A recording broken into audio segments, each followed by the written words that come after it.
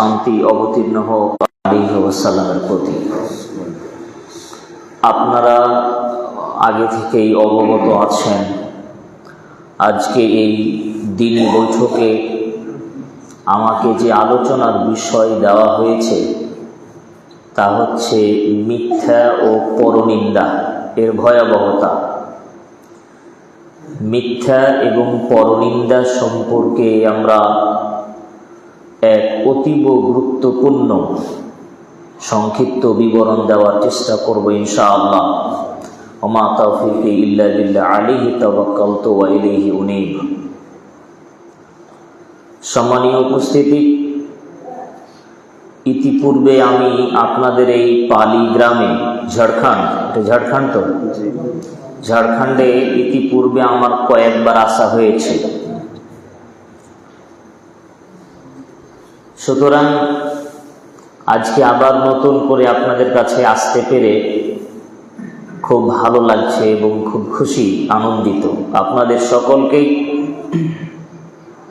আমি আমার অন্তরস্থল থেকে প্রীতি ও শুভেচ্ছা জ্ঞাপন করছি। আল্লাহ আমাদের সকলকে কবুল করুন, আমিন। আলোচনার বিষয় দুটা দেওয়া হয়েছে, একটা মিথ্যা, একটা পরনিন্দা।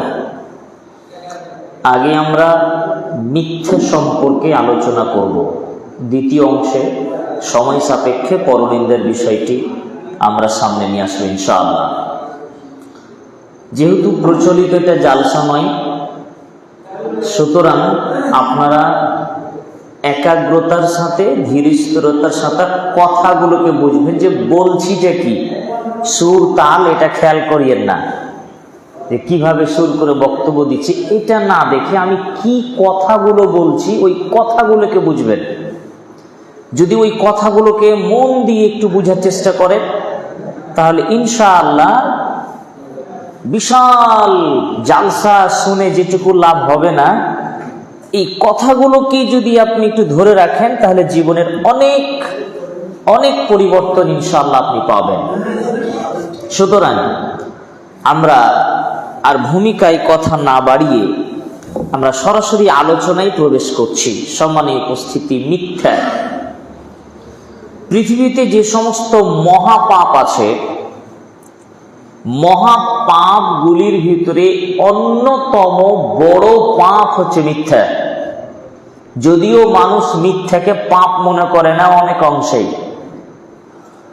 কিন্তু জেনে রাখা উচিত মিথ্যা হচ্ছে কাবিরা গুনাহ, মহাপাপ, বড় পাপ।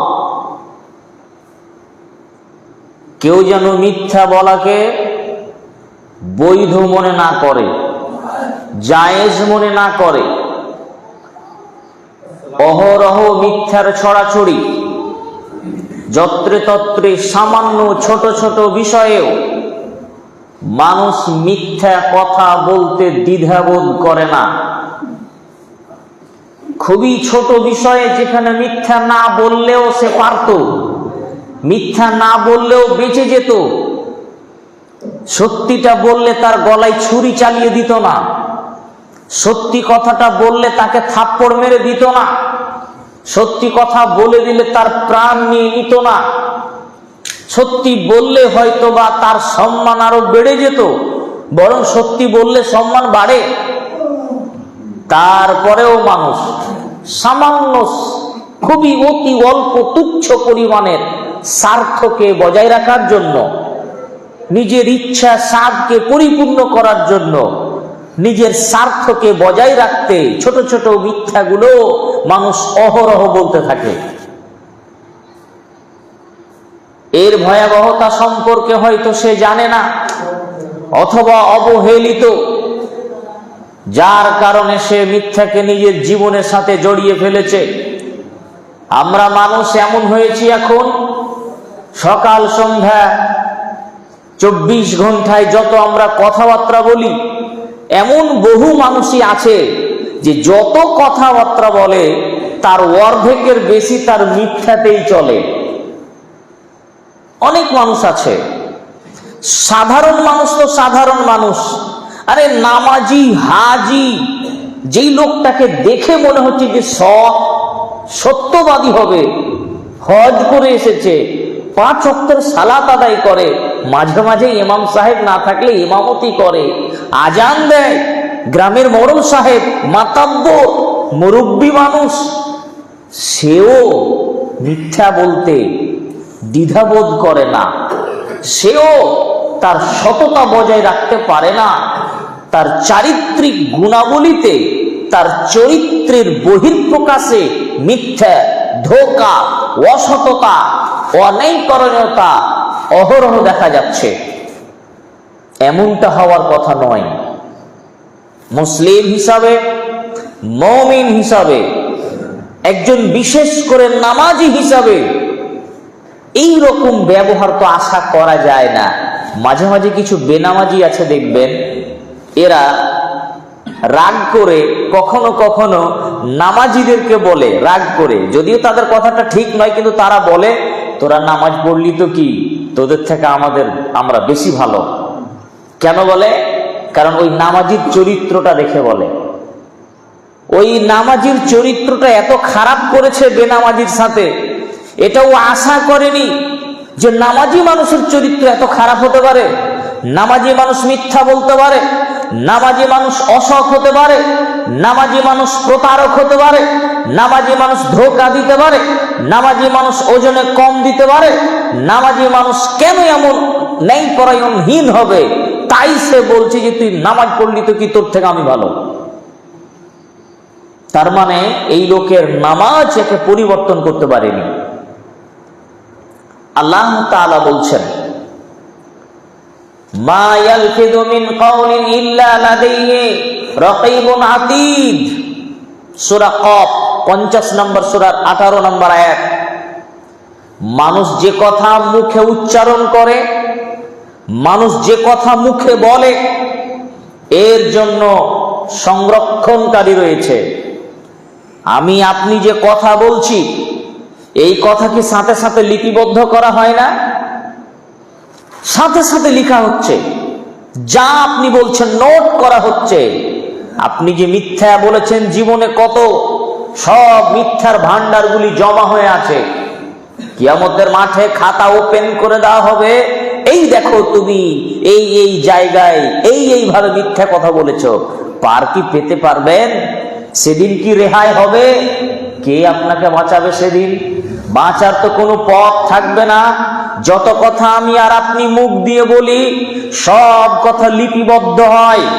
এই জন্য আল্লাহ তাআলা আর এক জায়গায় বলছেন, সূরা বানী ইসরাঈল 17 নম্বর সূরার 36 নম্বর আয়াতে আল্লাহ তাআলা বলছেন, ওয়ালা তাকফু মা লাইসা লাকা বিহি ইলম, যে বিষয়ে তোমার জ্ঞান নেই ওই বিষয়ে তুমি পড়ো না। যে বিষয় তুমি জানো না সে বিষয়ে তার পিছনে পড়ে লাভ নেই, বরং জেনে রাখো, ইন্নাস সামআ ওয়াল বাসারা ওয়াল ফুয়াদা কুল্লু উলাইকা কানা আনহু মাসউলা। জেনে রাখো, তোমাদের চক্ষু, তোমাদের কর্ণ, তোমাদের হৃদয়, অন্তর সম্পর্কে প্রত্যেকটার বিষয়ে তোমরা জিজ্ঞাসিত হতে হবে। আপনি চোখ দিয়ে কি দেখছেন এইটার সম্পর্কে আপনাকে জবাব দিতে হবে। কান দিয়ে কি আপনি শুনছেন তার জবাবদিহি আপনাকে করতে হবে। অন্তরে আপনি কি পরিকল্পনা করছেন, কোন ষড়যন্ত্র করছেন, কোন কৌশল করছেন, কার বিরুদ্ধে, এটারও জবাব দিতে হবে। তাহলে আল্লাহ বলছেন, তোমার যে বিষয়ে জ্ঞান নেই তার পিছনে পড়ো না, মানে আপনি যেই জিনিসটা জানেন না ওই বিষয়ে আপনি যদি বলতে যান, তাহলে আপনার দ্বারা বেশি ঠিক বলা হবে না বেশি ভুল বলা হবে? ভুল বলা হবে বেশি। যে বিষয়ে জানি না আমি সেই বিষয়ে কথা বললে আমার দ্বারা বেশি ভুল হবে, তখন মিথ্যা কথাগুলো এমনিতেই বেরিয়ে যাবে আমার অজান্তে। তাই আল্লাহ তাআলা নিষেধ করছেন। তিনি আবার বলছেন যে তুমি আবার দেখো না ওই সব জিনিস, কারণ তোমার দৃষ্টি সম্পর্কেও জবাব দিতে হবে, তোমার কান সম্পর্কে জবাব দিতে হবে। মানে আপনি যদি শুধু মিথ্যা ভুয়া জিনিস শোনেন, এই শ্রবণটাও আপনার চলবে না। সুতরাং কথা কত কঠিন এবং জটিল। বিবেচনা করে কথা শুনবেন মানুষের, বিবেচনা করে মানুষকে কথা বলবেন। যার তার কথা শুনলে হবে না। ভালো লাগলেই শুনতে হবে? ভালো লাগলেই কি শুনতে হয়? মানুষ কিন্তু অহরহ মিথ্যা কথা বলে। আপনাদের এই এলাকারই নাকি কিছু কিছু কমেডিয়ান যারা মোবাইলে সব কমেডি করে বেড়ায়, এই এলাকারই সম্ভবত কোন জায়গার আছে, পালির না হলেও ঝাড়খণ্ডেরই এলাকা। এই যে কমেডিয়ান যারা ছোকরা ছুল্লুমার সবগুলো অভদ্র ছেলেগুলো এই যে বাজে বাজে যেসব রিলস ভিডিওগুলো ছেড়ে মানুষকে হাসাচ্ছে, মিথ্যা মিথ্যা কথা বলে, আমরা কিন্তু ওইগুলো দেখে খুব মজা নিই। মজা নি না? বউ বেটি সব মিলে বসে মজা নিচ্ছে ওগুলো ভিডিও দেখে মোবাইলে। নাউযুবিল্লাহি মিন যালিক। সাবধান এবং সতর্ক হন, কারণ আল্লাহ তাআলা বলছেন ইন্নাস সামা ওয়াল বাসারা ওয়াল ফুআদা কুল্লু উলাইকা আনহু কানা আনহু মাসউলা। তোমার দৃষ্টি সম্পর্কে জবাব দিতে হবে, তোমার শ্রবণ সম্পর্কে জবাব দিতে হবে। আপনি যে এই সব নোংরা জিনিসগুলো আপনি শুনছেন, দেখছেন, সুতরাং এর ব্যাপারে আমাকে আপনাকে জবাব দিতে হবে। সম্মানীয় উপস্থিতি, আল্লাহ তাআলা বলেন ফালা তুতিল মুকাজ্জিবিন, যারা মিথ্যুক তোমরা তাদের অনুসরণ করো না। যারা মিথ্যুক তারে তোমরা ইতাআত করো না, তাদের পিছু থেকো না, তাদের অনুসরণ করো না, তাদের কথা শোনো না। সূরা আল কলম 68 নম্বর সূরার 8 নম্বর আয়াত। কেননা আল্লাহ তাআলা অন্যত্র এভাবে বলেছেন ইন্নাল্লাহা লা ইয়াহদি মান হুয়া মুসরিফুন কাযযাব, নিশ্চয় আল্লাহ তাআলা তাদেরকে হেদায়েত দেন না যারা সীমা লঙ্ঘনকারী আর মিথ্যুক। যারা সীমা লঙ্ঘনকারী মিথ্যুক আল্লাহ তাদের হেদায়েত দেন না। সূরা গাফির বা আল মুমিন সূরা 40 নম্বর সূরার 28 নম্বর আয়াত, এর শেষের অংশ। তাহলে মিথ্যুক যারা, আল্লাহ তাদের হেদায়েত দিবেন না। এই যে আমরা নামাজ পড়ছি আর মিথ্যা বলছি, তো কিভাবে আমাদের হেদায়েত হলো? আল্লাহ বলছেন যে না, যারা মিথ্যুক সীমালঙ্ঘনকারী আল্লাহ তাদের হেদায়েত দিবেন না। আপনি মনে করছেন যে এটাই মনে হয় প্রকৃত হেদায়েত, আপনি হেদায়েত থেকে বঞ্চিত হয়ে আছেন। ইসলামের একটা সার্বিক চেহারা আছে, রূপরেখা আছে। আমরা সাধারণ মানুষ অনেকে ইসলামের কয়েকটি বা কিছু ইবাদতকে পূর্ণাঙ্গ ইসলাম মনে করেছি। যেমন এই যে নামাজ, রোজা, হজ, যাকাত, এইরকম কিছু করলাম মানে আমরা ভাবলাম এটাই মনে হয় পুরো ইসলাম হয়ে গেল। কিন্তু এটা পুরো ইসলাম নয়। আল্লাহ রাসূল কি বলেছেন? বুনিয়াল ইসলাম আলা খামস, ইসলামের 5টা স্তম্ভ আছে। এটা পুরো ইসলাম নয়, ইসলামের খুঁটি এগুলো, পিলার। তো পিলার বাদ দিয়ে কি দেওয়াল লাগে না, ছাদ লাগে না, জানলা কভার লাগে না? লাগে তো। পুরো দিয়ে একটা সৌন্দর্য পুরো বাহ্যিক না? একটা ঘর যদি হয় তো ঘরের দরজা, জালানা, পিলার, ইট, বালি, পাথর অনেক কিছু আছে। কিন্তু আল্লাহ রাসূল সাল্লাল্লাহু আলাইহি ওয়াসাল্লাম ইসলামের খুঁটি 5টা বলেছেন। ওই খুঁটিটাকে বলে দেননি যে এইগুলো পুরো ইসলাম, কিন্তু আমরা মনে করছি খুঁটিটাই পুরো ইসলাম। ওই খুঁটির বাইরে যে দেওয়াল আছে, ছাদ আছে, ছাউনি আছে, গেট আছে, জালানা আছে, আরো যা যা সামান দরকার, ওইগুলো কই? ওগুলো কি? এগুলো হচ্ছে আপনার সততা, আপনার ন্যায়পরায়ণতা, আপনার আমানতদারিতা, আপনার চরিত্র, আপনার আখলাক, আপনার কথাবার্তা, আপনার আদব। এগুলো কি ইসলামের মধ্যে নয়? এগুলো কি ইসলাম শিখায় না? হাদিসের চ্যাপ্টারে চ্যাপ্টারে প্রায় প্রত্যেকটা গ্রন্থেই আখলাক, আদবের উপরে, একটা শিষ্টাচারের উপরে অধ্যায় রচনা করা হয়েছে।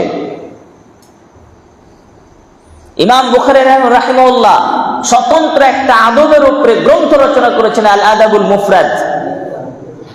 পুরো গ্রন্থটাতে শিষ্টাচার দিয়ে ভর্তি করে দিয়েছেন।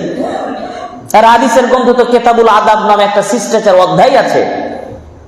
এই শিষ্টাচার কি, এই সত্যবাদিতা এই আমানতদারিতা, মিথ্যা না বলা, ধোঁকা না দেওয়া, গীবাত না করা, বদনাম না দেওয়া, এই যে শিষ্টাচার, এগুলো ইসলামের বাইরে না ইসলামের ভিতরে? এগুলো কি ইসলাম শিখায় না? শিখায় তো, যে কি আপনি করবেন, কেমনে কথা বলবেন, কেমনে বলবেন না, কোন সব কথা বলবেন, কোন সব কথা বলবেন না, কোন কথাগুলো আপনার বলা উচিত, কোন কথাগুলো বলা উচিত নয়, কোন কথা বলা আপনার জন্য হারাম, কোন কথা বলাটা আপনার জন্য উত্তম। এটা তো ইসলাম শিখিয়েছে। কিন্তু আমি আর আপনারা সাধারণ মানুষ, মুসলমান, আমরা আমাদের কথাবার্তায় কিন্তু আমরা ইসলাম প্রকাশ করি না। মাথায় টুপি দিলাম, সালাত আদায় করলাম, বুঝালাম আমি মুসলমান, আমি ইসলাম মেনে চলি। ভালো করে কথা শুনবেন। আমি সালাত আদায় করলাম, সিয়াম পালন করলাম, বাহ্যিকভাবে আপনি আমাকে মুসলমান বলবেন তো? যে আপনি তো নামাজ পড়েন, আপনার মাথায় টুপি আছে, মুখে দাড়ি আছে, নামাজ পড়ছেন, আজান দিচ্ছেন, তো মুসলমান তো। এইটা বাহ্যিকভাবে আমি অবশ্যই মুসলিম, কিন্তু আমার কথাতে, কথা দিয়ে কি আমি মুসলমান, এটা কি প্রমাণ করা যায় না? মুসলমানদের কথা আর একজন অমুসলিমদের কথাবার্তা কি একরকম হতে পারে? কখনোই নয়। মুসলমানদের পোশাক, অমুসলিমদের পোশাক একরকম হতে পারে না। মুসলমানদের সংস্কৃতি, অমুসলিমদের সংস্কৃতি একরকম নয়। মুসলমানদের কৃষ্টি কালচার অমুসলমানদের কৃষ্টি কালচারের মতন হবে না। আপনার পোশাক কি ইহুদি খ্রিস্টানের মতন হবে? আপনার কথাবার্তা কি অশ্লীল, অশালীন, অভদ্র অমুসলিমদের মতো হতে পারে? পারে না। আপনার কথায় কেন হিংসা ছড়াবে? আপনার কথায় কেন বিদ্বেষ ছড়াবে? আপনার কথায় কথায় কেন মিথ্যা হবে? আপনি কেন অসততা প্রমাণিত করবেন? যদি আপনি অসৎ হন, অসত্যবাদী হন, আমানতদারহীন হন, অন্যায়পরায়ণ হন, আপনার কথাই যদি ইসলাম সুন্দর না হয়ে উঠে, আপনার ব্যবহারে যদি ইসলামের বাণী প্রচার না হয়, আপনার পোশাকে যদি ইসলামের বাণী প্রচার না হয়, তাহলে অমুসলিমেরা আপনাকে দেখে কখনো ইসলামের প্রতি আকৃষ্ট হবে না। আপনি কি মনে করেছেন ওই যুগের মানুষেরা সব নামাজ পড়া দেখে ইসলাম কবুল করে নিয়েছিল? ওই যুগের সাহাবীদের নামাজ পড়া দেখে কি মানুষ ইসলাম কবুল করে নিয়েছিল? না। নামাজ পড়ার বাইরে আর কি ছিল তাদের? মুহাম্মদ বিন কাসেম যখন সিন্ধু জয় করেছিলেন, আর সেই সময়ের ভারতবর্ষের, ওই সময়ের ভারতবর্ষে হিন্দুদের যে ব্রাহ্মণদের যে অত্যাচার চলতো নিচু জাতিদের ওপরে, কত রকমের অত্যাচার শেষ ছিল না। সতীদাহ প্রথা ছিল, বিধবা বিবাহ করা চলবে না, ইত্যাদি ইত্যাদি। স্বামী মরে যদি যেত কারো, তাহলে ওই মেয়েটাকে বলতো রাক্ষসী, এর স্বামীকে খেয়ে ফেলেছে। নানা রকম নির্যাতনের শেষ ছিল না। ওই সময় আরো অনেক কিছু হতো, হত্যা, খুন, নানা রকম অবিচার, অত্যাচার, মিথ্যা, ধোঁকা, প্রতারণা, সব দিয়ে শুধু আরব নয়, ভারত, আরব সহ ইউরোপ, এশিয়া, সমগ্র পৃথিবী যেন এক ধরনের জাহিলিয়াতে ডুবেছিল, তাই নয় কি? ইসলাম আসার পরে আলো আসলো। ইসলাম আসার পরে আলো আসলো। মানুষ আসলে আরব থেকে যে সমস্ত সাহাবীগণ, তারপরে যে লোকগণ, তারা যে এই যে পুরো বিশ্বে ছড়িয়ে পড়েছিলেন বাণিজ্য করতে, শুধু তাদের বাণিজ্য ছিল না, বাণিজ্য করতে গিয়ে, এই ব্যবসা বাণিজ্য করতে গিয়ে অমুসলিমরা দেখেছে, বাপ রে বাপ, ব্যবসা করতে আসা লোকগুলো এত সৎ, এত চরিত্রবান, এত আমানতদার, 1 টাকা এরা মেরে খায় না, একচুল পরিমাণ ওজনে বেশি গ্রহণ করে না, একটা মিথ্যা কথা বলে না, এত সৎ, এত ন্যায়পরায়ণ, এত ভদ্র। তাহলে এরা কোন ধর্ম পালন করে যে তাদের ধর্ম তাদেরকে এত ন্যায়পরায়ণ হতে শেখায়, এত সত্যবাদী হতে শেখায়, এত পরম সৎ ব্যক্তি গঠন করে? তখন কোরআনের বাণী তাদের কানে পৌঁছে দেওয়া হয়েছিল। কোরআনের বাণী তাদের কানে পৌঁছে দেওয়া হয়েছিল। তারা বাদ করে তাদেরকে শোনাচ্ছিলেন, শোনো, আমরা ইসলাম ধর্ম পালন করি, আমাদের ইসলামে বলা হয়েছে তোমরা মিথ্যা বলো না, আমাদের ইসলামে বলা হয়েছে তোমরা ন্যায়পরায়ণ হও, আমাদের ইসলামে বলা হয়েছে তোমরা ওজনে কম দিও না, আমাদের ইসলামে বলা হয়েছে তোমরা জাতি জাতিতে ভেদাভেদ করো না, আমরা সেই ইসলামের অনুসারী। এই ইসলামের বাহ্যিক রূপ এই যে চরিত্র, ইসলামের সৌন্দর্য দেখে মানুষ তখন ইসলামের প্রতি আকৃষ্ট হয়েছে। শুধু নামাজ পড়ে দেখে সব ইসলাম কবুল করে নেয়নি, মুসলমানদের চরিত্র দেখেও ইসলাম কবুল করেছে মানুষ। আজকে আমাদের চরিত্র দেখে কোন অমুসলিম ইসলাম কবুল করছে? ঘৃণা করে আমাদের। আল্লামা ইকবাল ওই সময় একটা কথা বলেছিলেন, ওয়াজামে তুম হো নাসারা তামাদ্দুন মে হানুদ, ইয়ে মুসলমান হ্যায় জিসে দেখকর শর্মায়ে ইহুদ। এরাই মুসলমান যাদের চরিত্রে খ্রিস্টানদের চরিত্র গ্রহণ করেছে, যাদের কৃষ্টি কালচার হিন্দুদের মতো হয়ে গিয়েছে। এরা এমনই মুসলমান যে এদেরকে দেখে ইহুদিরাও লজ্জা পায়। আমাদের চরিত্র এমন যে আমাদের চরিত্র দেখে ইহুদিরা লজ্জা পায় যে এরা মুসলমান, এদের ঘরে কোরআন, এদের সর্বশ্রেষ্ঠ নবী, সর্বোত্তম নবী, যাদের নবীর চরিত্রের ব্যাপারে আল্লাহ সার্টিফিকেট দিয়েছেন, ওয়া ইন্নাকা আলা খুলুকিন আযীম। হে নবী, আমি তো আপনাকে সর্বোত্তম চরিত্রের অধিকারী করেছি। যেই নবীর চরিত্রের সার্টিফিকেট আল্লাহ তাআলা দিয়েছেন, সেই নবীর উম্মত আমি আর আপনি। তাহলে আমাদের চরিত্র এরকম উন্নত হওয়া উচিত ছিল না? অবশ্যই। কিন্তু আমাদের চরিত্র আজকে মিথ্যার ফোয়ারা চলছে। সম্মানীয় উপস্থিতি, মিথ্যা এক ভয়াবহ বড় ধরনের অপরাধ। মিথ্যা মহাপাপ। আব্দুল ইবনে মাসউদ রাদিয়াল্লাহু তাআলা আনহু বলেন যে রাসূল সাল্লাল্লাহু আলাইহি সাল্লামকে একদা জিজ্ঞাসা করা হলো, আল্লাহ রাসূল, বড় পাপ কোনগুলি, সবচেয়ে বড় পাপ কোনটি? তিনি এক নম্বরে বললেন, আল ইশরাকু বিল্লাহ, আল্লাহর সাথে শিরক করা হচ্ছে সবচেয়ে বড় পাপ।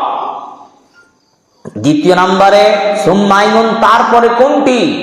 তিনি বললেন দ্বিতীয় নম্বরে হচ্ছে আন তাকতুলা ওয়ালাদাকা খাশিয়াতান ইয়াতামা মা'ক, খাদ্য দেওয়ার ভয়ে সন্তানকে হত্যা করবা, এটা পৃথিবীতে মহাপাপের জগতে দ্বিতীয় মহাপাপ। তিন নম্বরে সুম্মা আইনুন, তারপরে কোনটি? রাসূল সাল্লাল্লাহু আলাইহি ওয়াসাল্লাম বললেন কাউলুজ জুর আও শাহাদাতুজ জুর, মিথ্যা কথা বলা বা মিথ্যা সাক্ষ্য দেওয়া। মিথ্যা কথা বলা বা মিথ্যা সাক্ষ্য দেওয়া, এটা তৃতীয় নাম্বার মহাপাপ। আজকে এই পাপের সাথে অধিকাংশ মানুষই জড়িত। আলেম জালেম সাধারণ মানুষ, হাজী সাহেব, ইমাম সাহেব, মুয়াজ্জিন সাহেব, সবই প্রায় দু একজন ছাড়া জানতে অজান্তে। কিন্তু মানুষ মিথ্যা থেকে পিছু হচ্ছে না। মিথ্যা ভয়াবহ পাপ। সম্মানীয় উপস্থিতি, হাফস ইবনে আসিম রাদিয়াল্লাহু তাআলা আনহু বলেন, রাসূল সাল্লাল্লাহু আলাইহি ওয়াসাল্লাম বলেছেন, কাফা বিল মারই কাযিবান আইহাদ্দিসা বিকুল্লি মা সামিআ, একজন মানুষের মিথ্যুক হওয়ার জন্য এতটুকুই যথেষ্ট।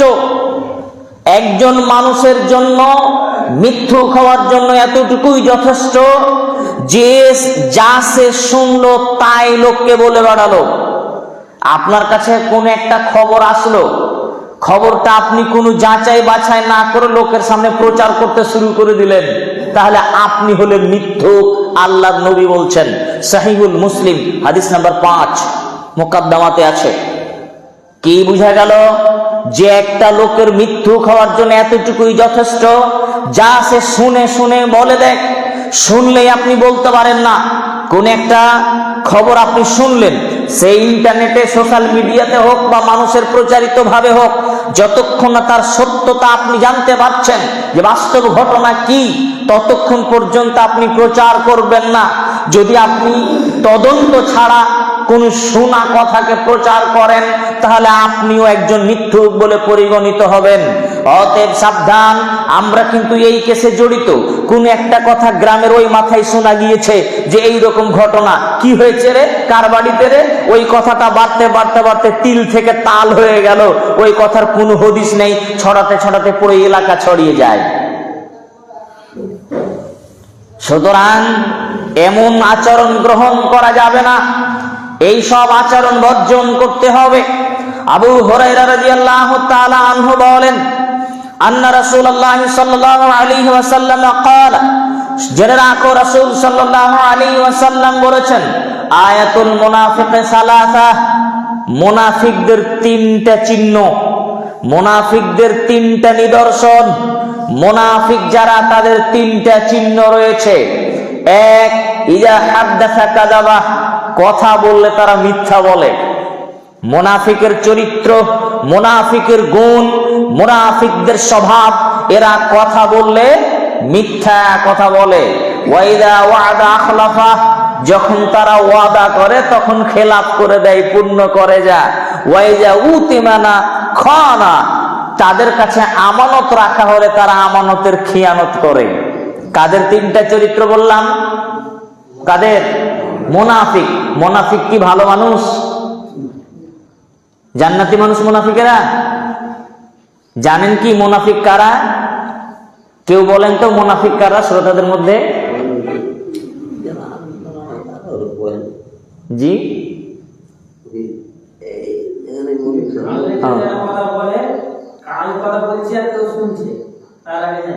মুনাফিক কারা? কারা মুনাফিক? মুনাফিকদের তিনটা নিদর্শন বললাম।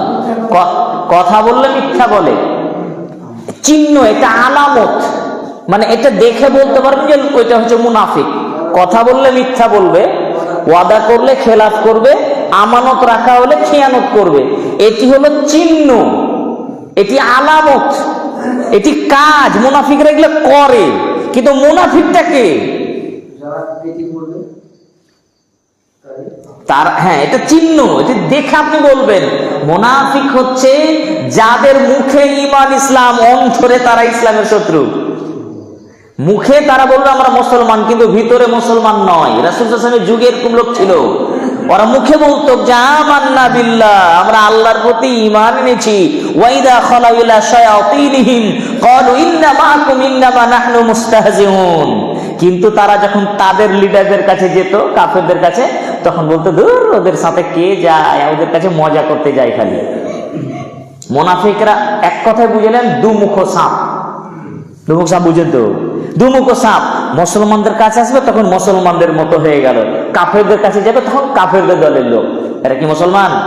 না, এরা জাহান্নামের সবচেয়ে নিচু স্তরে থাকবে মুনাফিকেরা। জাহান্নামে সবচেয়ে নিচু স্তরে থাকবে মুনাফিকেরা। কথা বললে বলে মিথ্যা বলে। দুই, ওয়াদা করলে পূর্ণ করে না, খেলাফ করে দেয়। তিন, আমানত রাখা হলে খেয়ানত করে, মানে আমানত রেখেছে, কই কখন তুমি দিয়েছো, খেয়ে এলেছে মেরে।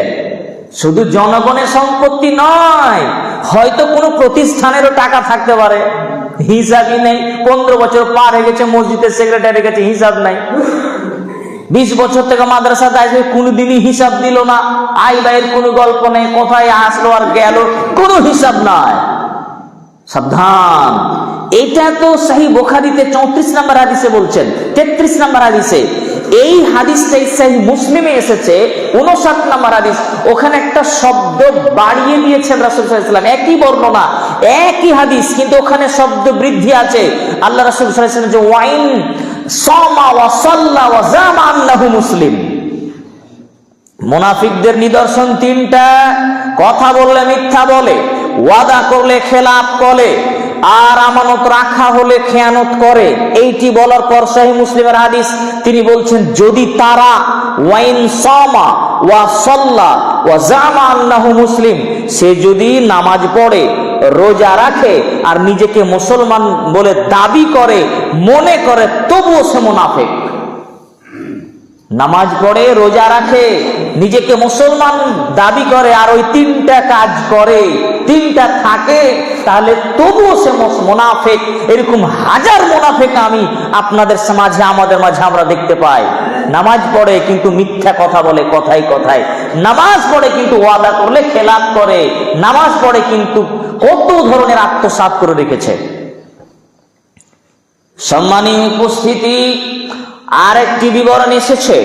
আব্দুল্লাহ ইবনে আমর রাদিয়াল্লাহু তাআলা আনহু বলেন, রাসূল সাল্লাল্লাহু আলাইহি ওয়াসাল্লাম বলেছেন, আরবাউন মান কুন্না ফি, যার ভিতরে 4টা জিনিস আছে, 4টা চরিত্র আছে, 4টা বৈশিষ্ট্য আছে, কানা মুনাফিকান খালিসান, ও একবারে খাঁটি মুনাফিক।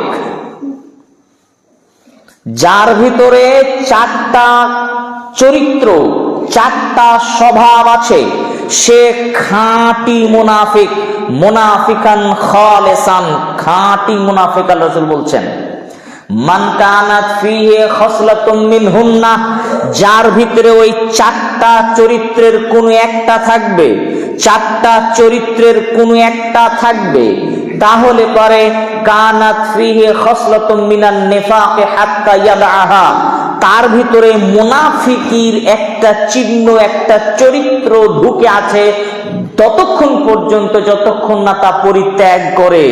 চারটা কাজ, চারটা চরিত্র, চারটা স্বভাব, চারটা আচরণ যার ভিতরে থাকবে সে হলো খাঁটি মুনাফিক, পাক্কা মুনাফিক।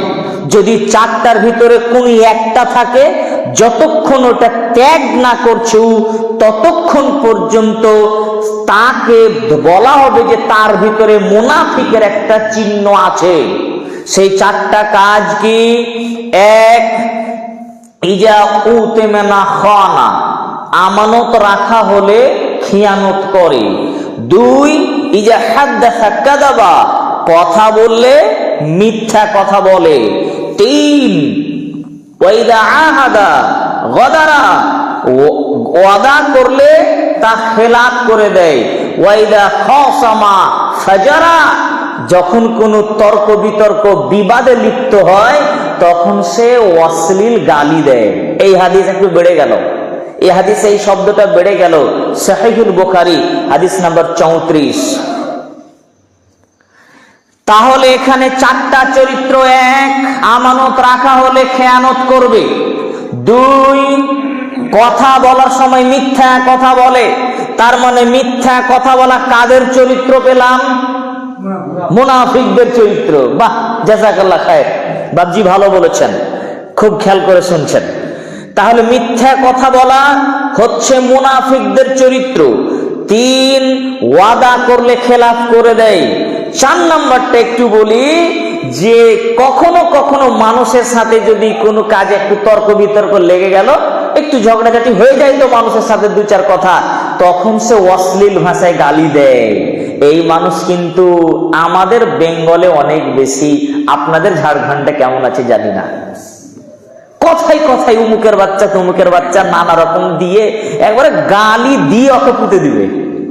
এত অশ্লীল ভাষা বলে। নামাজি মানুষ কেমনি এত নোংরা গালি দেয়, নাউযুবিল্লাহি মিন যালিক। এখনকার মানুষের গালি আলাদা।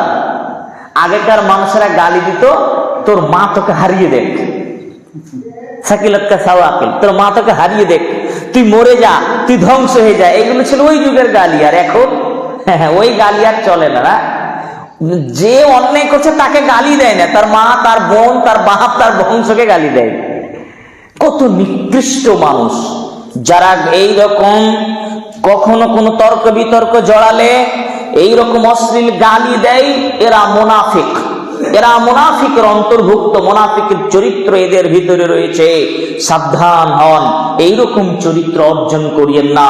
বলছিলাম যে মুনাফিকের একটা চরিত্র হচ্ছে মিথ্যা বলা, মিথ্যা কথা মুনাফিকটি চরিত্র।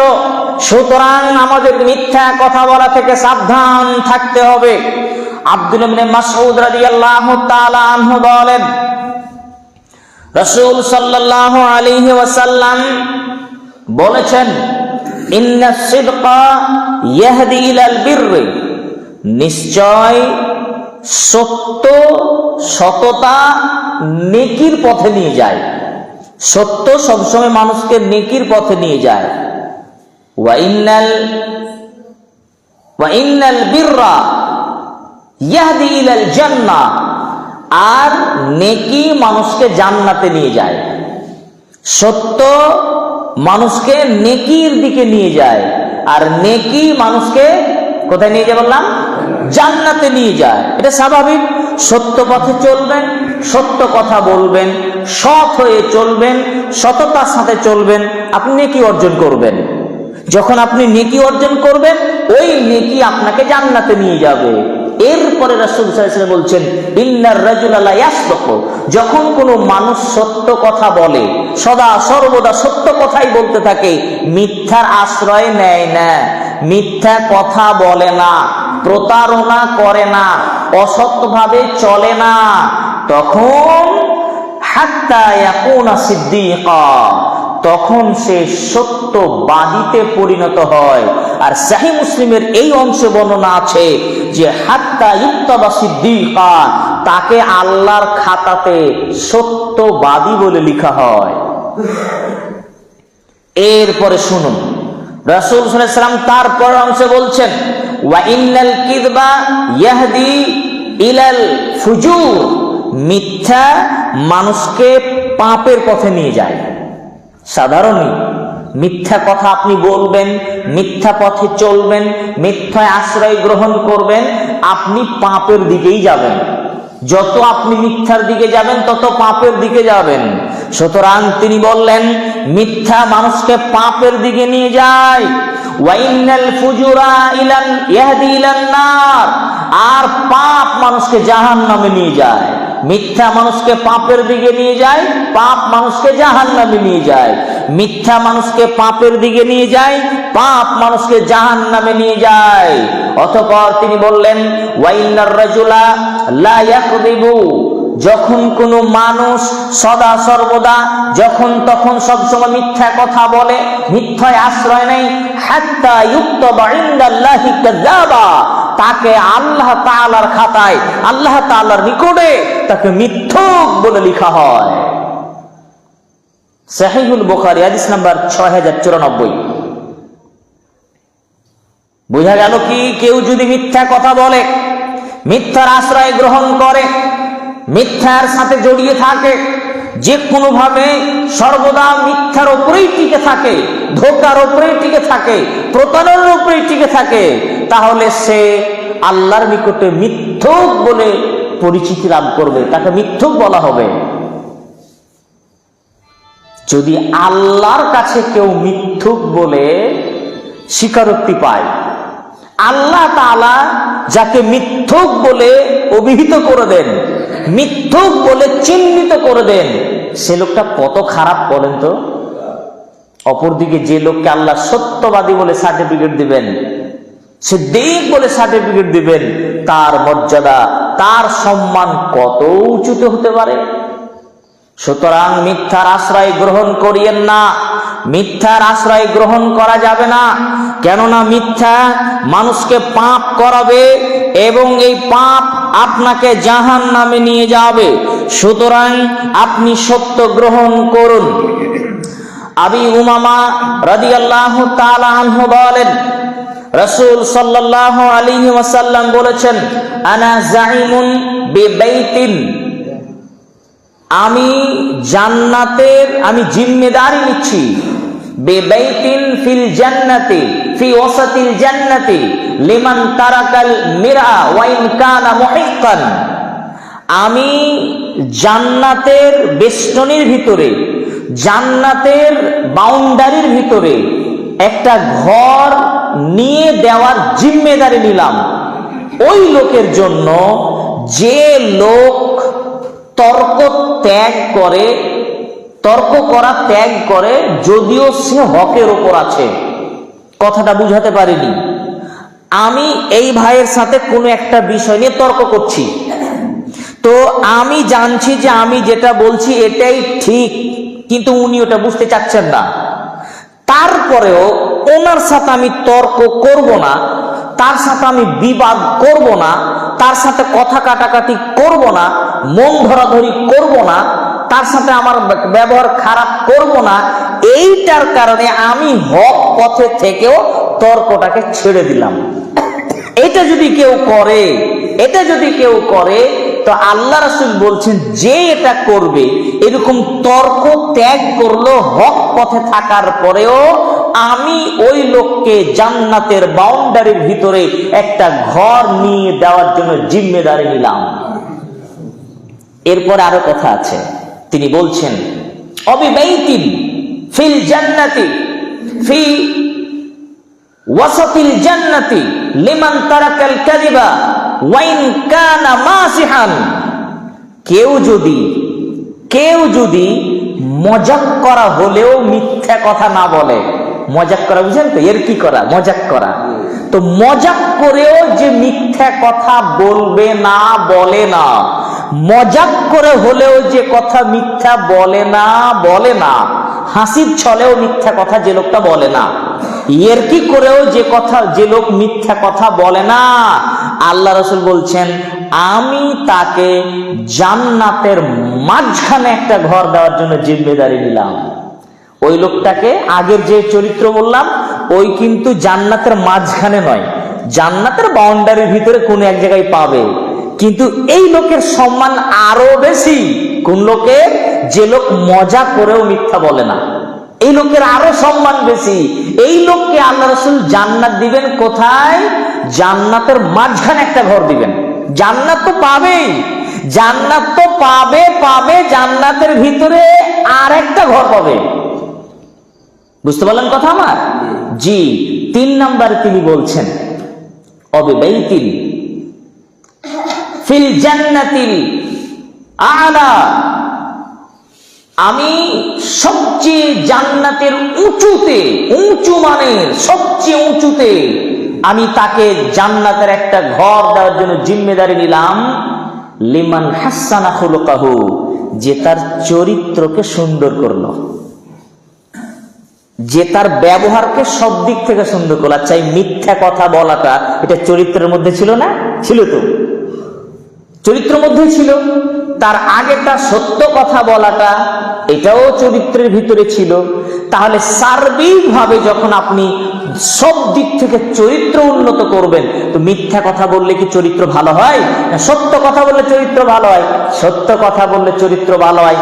যে লোক তার চরিত্রকে উন্নত করলো, চরিত্রকে সৌন্দর্য করলো, চরিত্রকে ভালো করলো, মিথ্যা বলে না, খোঁটা দেয় না, মানুষকে আঘাত করে না, মানুষকে কষ্ট দেয় না, মানুষের বদনাম করে না, সার্বিক সবার সাথে ভদ্রতা বজায় রাখে, কারো প্রতি জুলুম করে না, অত্যাচার করে না, হিংসা বিদ্বেষ করে না, মানুষকে কষ্ট দেয় না, মানুষের সবার সাথে ভালো ব্যবহার করে, যে চরিত্রের উন্নতি করে, সে সবার সাথে ভালো ব্যবহার করে, যে চরিত্রের উন্নত করে, সে যে নিজের চরিত্রকে উন্নত করলো। রাসূল সাল্লাল্লাহু আলাইহি সাল্লাম বলছেন আমি তাকে জান্নাতের সবচেয়ে উঁচু স্থানে, জান্নাতের সবচেয়ে উঁচু স্থানে ঘর নিয়ে দেওয়ার আমি জিম্মেদারি নিলাম। সুনান আবু দাউদ হাদিস নাম্বার 4800। বোঝা গেল যে মিথ্যা কথা যদি আপনি পরিত্যাগ করতে পারেন, তাহলে আল্লাহ সুবহানাহু ওয়া তাআলা আপনার জন্য এই সব বিষয় রেখেছেন। আর একটি বিষয় আপনি শুনে যান, যদি আপনি মিথ্যা কথা বলেন তাহলে তার পরিণতিটা কি হবে। একটু সময় সংক্ষিপ্ত, আমরা দীর্ঘ আলোচনা করব না। নবী করিম সাল্লাল্লাহু আলাইহি সাল্লাম স্বপ্ন দেখার পরে মানুষকে প্রতিদিন সকালে ফজরের পরে জিজ্ঞাসা করতেন।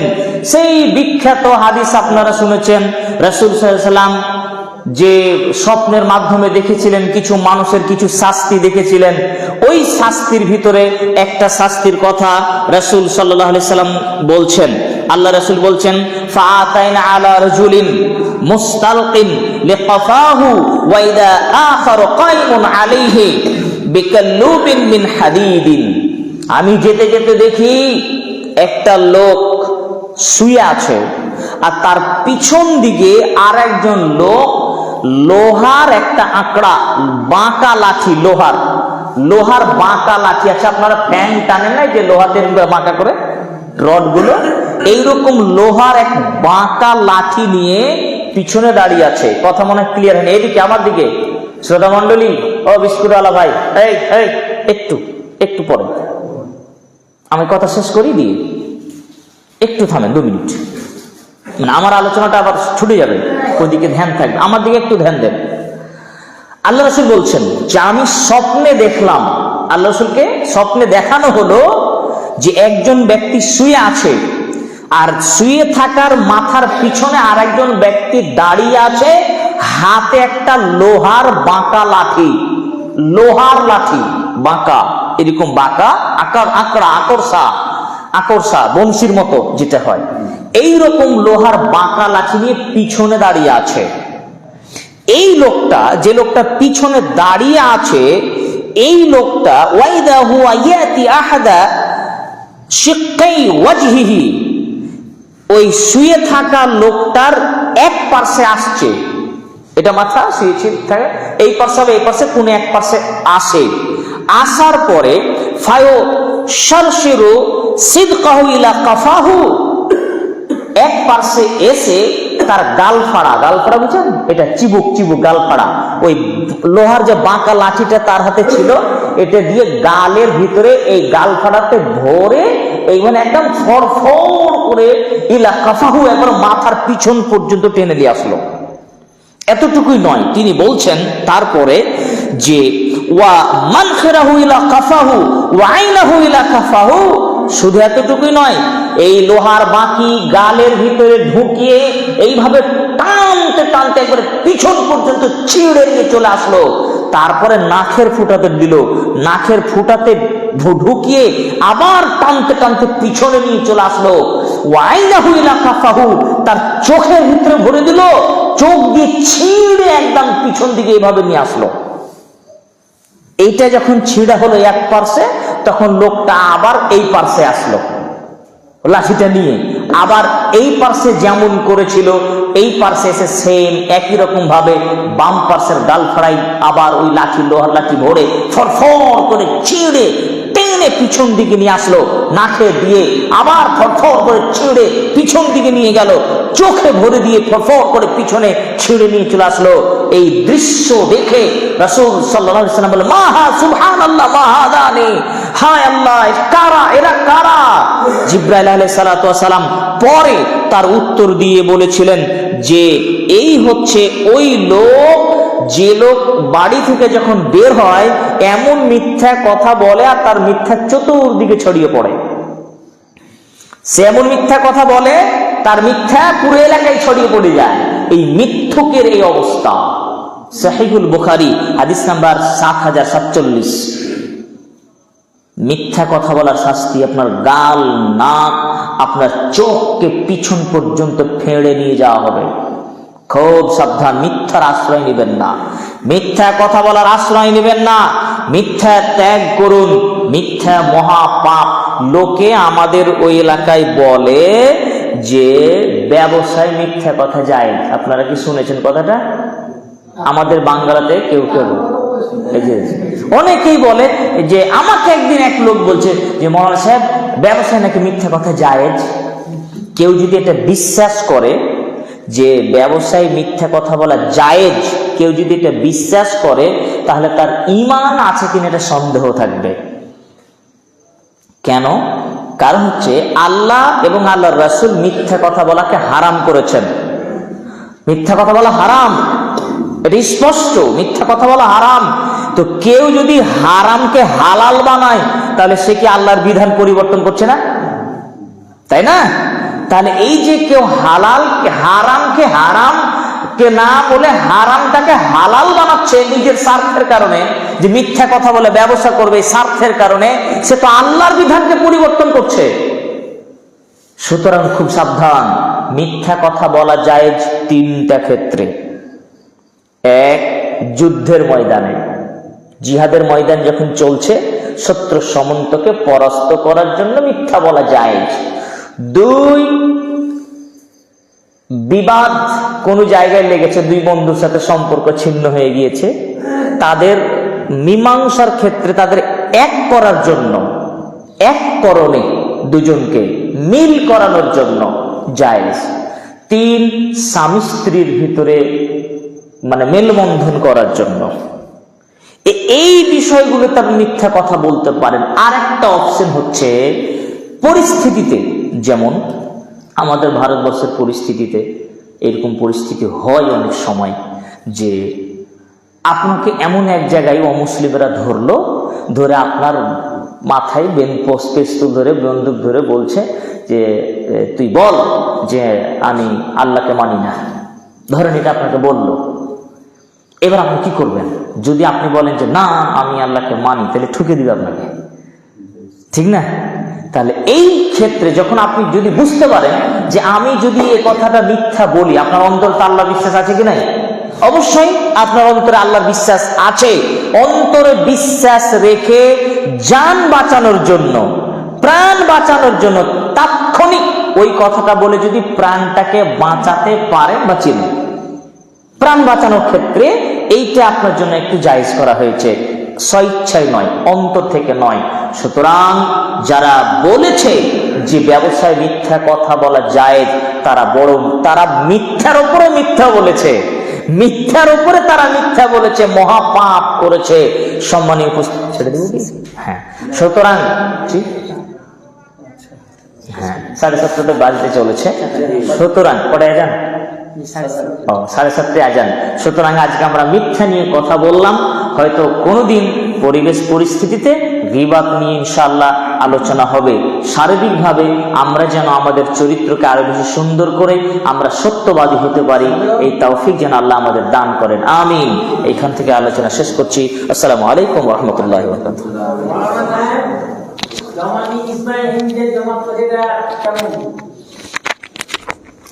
আজকে আমাদের এটা বিষয়ে আলোচনায় ছিল না, সুতরাং যেদিন যে বিষয়ে আলোচনা হবে সেদিন সেই বিষয়ে প্রশ্ন করবেন, ঠিক আছে?